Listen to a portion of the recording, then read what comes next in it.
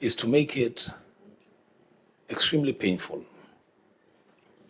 for governors who choose a last minute that they are not going to be appearing before a committee. Because you see, Chair, the problem is, if we say it's okay, so because they have sent a letter of postponement, let's reschedule them for another time, all of them will realize that it is something they can do. And within a very short period of time, you'll find that you have no governors to hold to account. So that should be put on record. And then lastly, will be the issue, Chair, which we can discuss maybe outside this meeting. There are governors who are supposed to be appearing before us next week and who are now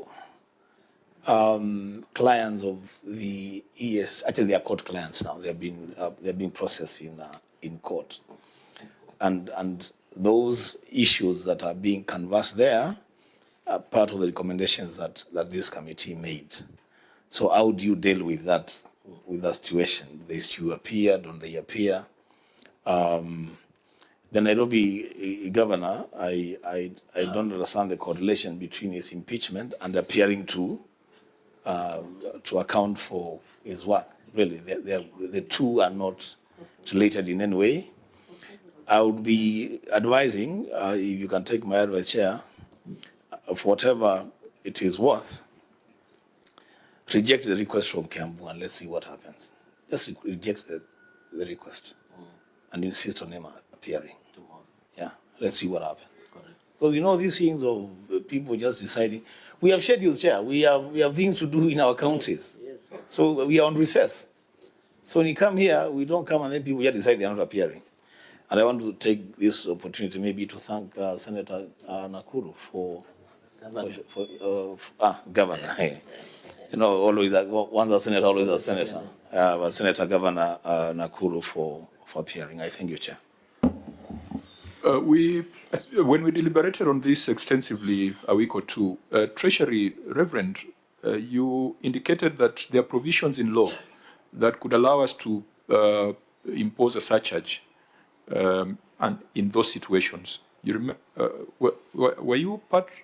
I think you were part of the conversation, and you are the one who advised us that there could be provisions in law. Chair, we agreed that we are going to sit with the Secretariat to single out the sections of the law that can advocate for that, and you even came very strongly and said if there is no such provision in law, the law shouldn't be actually amended to effect the same. So can we, clerks, can we at our next meeting, at the first meeting we're having next week, have a little brief on that, on how to deal with wasteful expenditure occasioned by a last-minute postponement of a meeting by a county governor.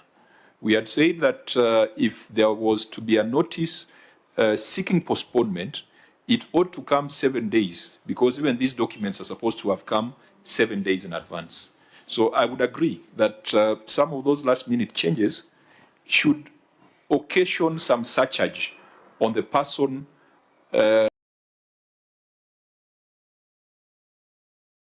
responsible for that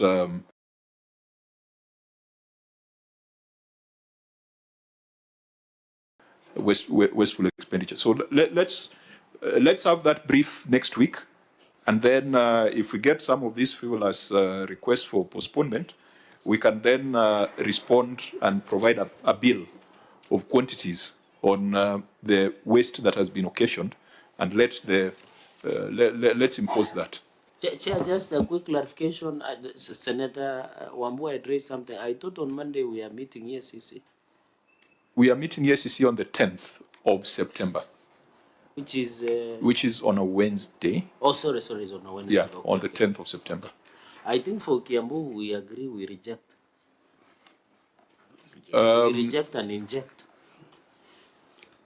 Yeah, I mean, the effect of rejection is that if they don't come, then you issue summons. Yeah, so I think we had some conversations earlier on that. We will be guided by our earlier resolution, but I agree that any last minute request for postponement must come with consequences. See, Chair, through you, I think the neater way would be, because he has sent a letter, Yes, but the letter has come in late, late. send a letter to him late and tell him that his request has been declined. So he should appear. Chair, I thought what should happen, we should use the ostrich principle, because it's a late cancellation. Even if we have to invite him, the parliamentary procedure demands that there is a timeline. We cannot just invite him within 2 days. So we should, the chair, there should be a communication to indicate that the acceptance of that letter was not done by the committee, so that it becomes easy. Then tomorrow, chair, we convene for a meeting. If they don't appear within the stipulated timeline, then we adjourn, and then you pronounce the consequences to the entity. I think So that's the best. I think this is why we usually have the meeting before the governor is sworn in,